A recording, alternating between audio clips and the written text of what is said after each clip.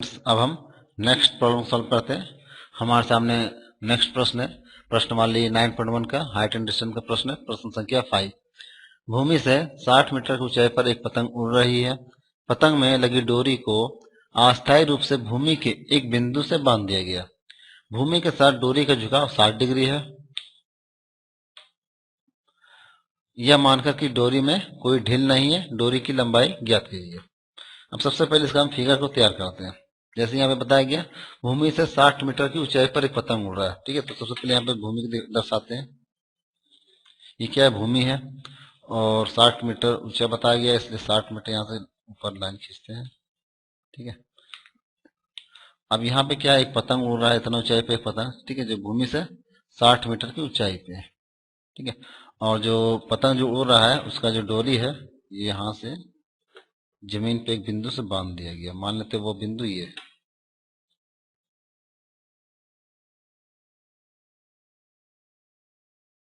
ठीक है, अब यहाँ पे ध्यान दें, यहाँ पे क्या बोला गया, भूमि से 60 मीटर ऊंचाई पे एक पतंग उड़ रहा है। तो भूमि से, ये भूमि है, भूमि से 60 मीटर ऊंचाई पे यहाँ पे मान लेते एक बिंदु जो है ये पतंग है। ठीक है, ये उड़ रहा है और पतंग में लगी डोरी, पतंग में लगा हुआ ये डोरी जो है, यानी धागा जिसको लोग बोलते हैं, डोरी को अस्थायी रूप से भूमि के एक बिंदु से बांध दिया गया। ये जो डोरी जो है यहाँ पे भूमि है, उस पर एक बिंदु से बांध दिया गया है। भूमि के साथ डोरी का झुकाव 60 डिग्री। भूमि जो है, ये भूमि है, इसका डोरी का जो झुकाव है ये कितना है, 60 डिग्री का है। यह मानकर कि डोरी में कोई ढील नहीं है, डोरी की लंबाई है, इसमें क्या है, कोई ढील नहीं दे रहे हैं, मतलब जिस तरह से जितना लंबा उतना ही लंबा रहेगा।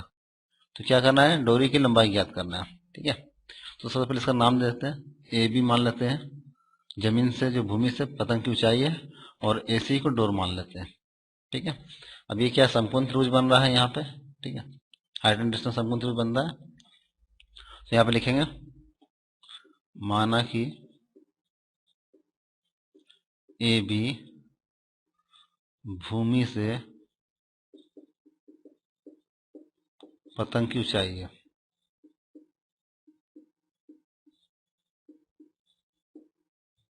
ठीक है, तथा AC क्या मान लेते हैं, यहाँ पे जो निकालना है डोरी की लंबाई। ठीक है, तथा AC डोरी की लंबाई है।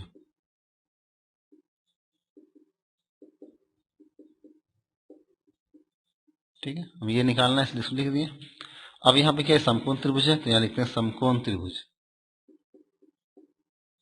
समकोण त्रिभुज ABC में। ठीक है, ABC समकोण त्रिभुज है।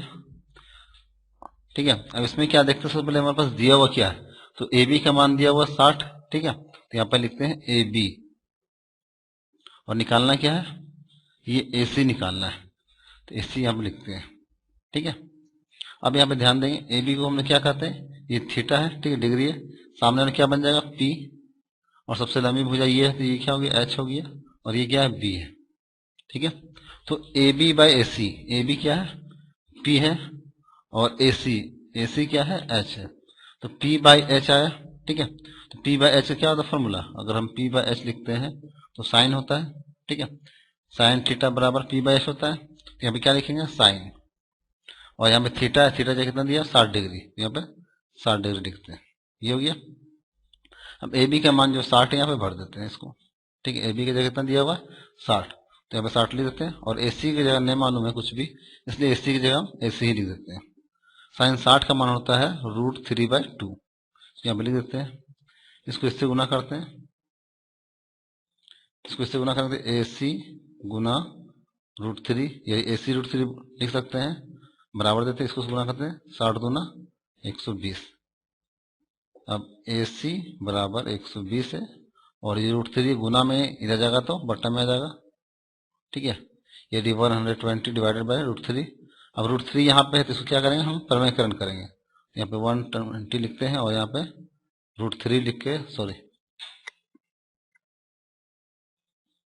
फिर से इसको एक बार लिख देते हैं, 120, और यहाँ पे √3, इसको प्रमेयकरण करने के लिए यहाँ पे गुणा साइन देते हैं, और जो नीचे √3 है इसको यहाँ भी लिखते हैं और यहाँ भी लिखते हैं, यानी √3 से ऊपर नीचे गुना करते हैं। इसको गुना करते हैं तो 120 √3 आएगा, √3 3 होता है, उसको डिवाइड देते हैं, 3 से 3 चौका 12 कट गया, यहाँ पे 0 था इसलिए 0 आ गया, और यहाँ पे √3 है तो डायरेक्ट यहाँ पे लिखते हैं 40√3। ठीक है, यानी इसको हम पूरा अगर डिवाइड देते हैं तो ये इससे इसको कट जाता है। ठीक है, या फिर इसको और अच्छा समझने के लिए बता देते हैं आपको।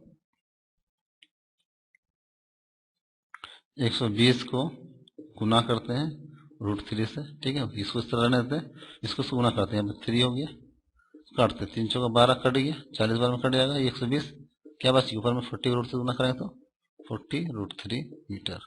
अब हम मीटर क्यों लिखें, तो यहाँ पे देख सकते हैं यहाँ क्या दिया हुआ, मीटर दिया हुआ। ठीक है, इसलिए यहाँ भी मीटर लिखेंगे। अब 40√3 क्या निकल गया, 40 क्या है, AC है। AC क्या है, डोरी की लंबाई है, तो यहाँ लिखते हैं